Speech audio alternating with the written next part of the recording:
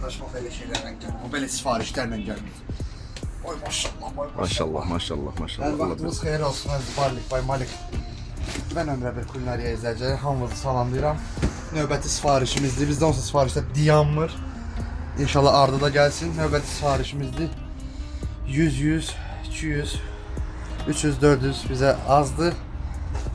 Sayın deməyəcəm, özünüz baxın da yəni, özünüz sayın videoda.